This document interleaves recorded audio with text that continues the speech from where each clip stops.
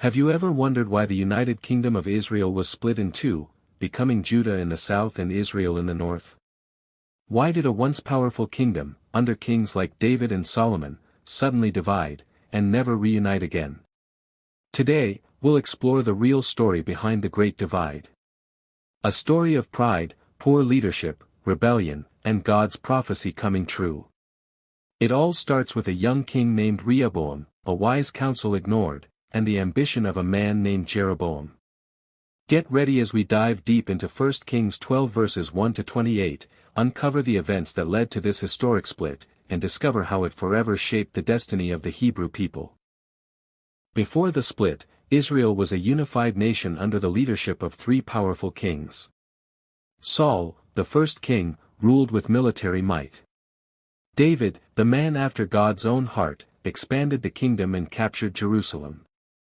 Solomon, David's son, built the magnificent temple of the Lord in Jerusalem and led Israel into an age of wealth and wisdom. But Solomon's later years sowed the seeds of division. 1 Kings 11 verse 6, So Solomon did evil in the eyes of the Lord, he did not follow the Lord completely, as David his father had done. Solomon's foreign wives led him to idolatry. As punishment, God promised to tear the kingdom away from his son, but not entirely. 1 Kings 11 verses 11 to 13, God tells Solomon he will tear the kingdom from him but leave one tribe for the sake of David. When Solomon died, his son Rehoboam went to Shechem to be crowned king by the people. But there was tension in the air. 1 Kings 12 verses 1 to 5, Jeroboam, a former servant of Solomon, returns from Egypt and leads the people in a plea. Lighten the heavy yoke your father put on us, and we will serve you. Rehoboam seeks advice. The elders, wise men who had served Solomon, say, Serve these people, be kind, and they will be loyal forever. 1 Kings 12 verse 7. The young men, his peers, give different advice.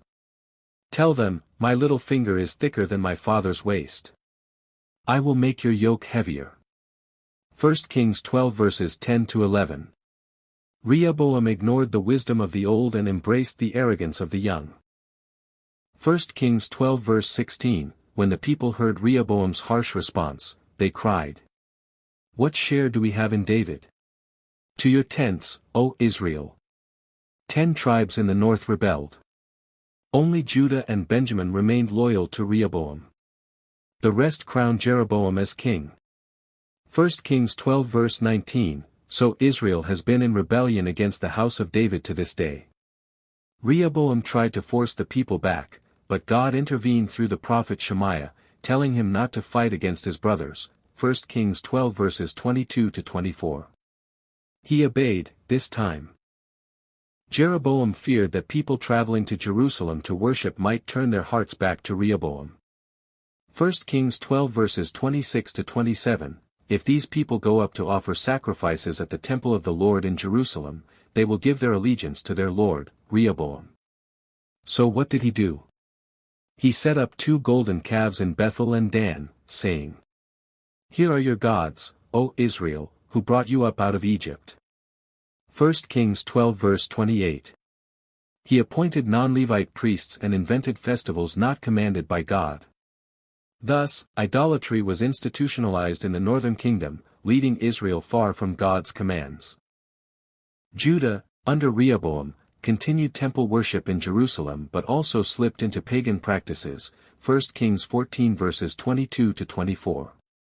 Israel, under Jeroboam, descended into further idolatry and political instability. Over time, Israel had 19 kings, none of whom followed God faithfully.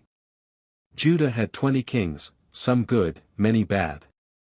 Eventually, Israel was conquered by Assyria in 722 BC and scattered, the lost tribes of Israel.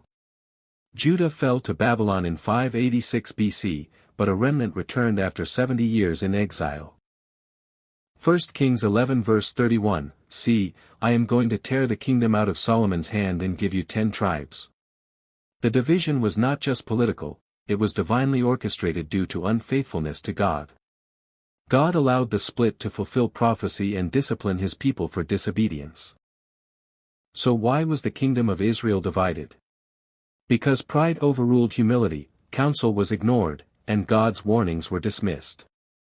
The story of Rehoboam and Jeroboam is not just ancient history. It's a powerful reminder that leadership matters, obedience matters, and God's word always comes true. From unity to division, from temple worship to golden calves, the kingdom of Israel split not by accident, but by design, to fulfill prophecy and to awaken a rebellious people. Let this be a lesson to us all. When we ignore wise counsel, and choose pride over humility, we divide what God intended to be whole.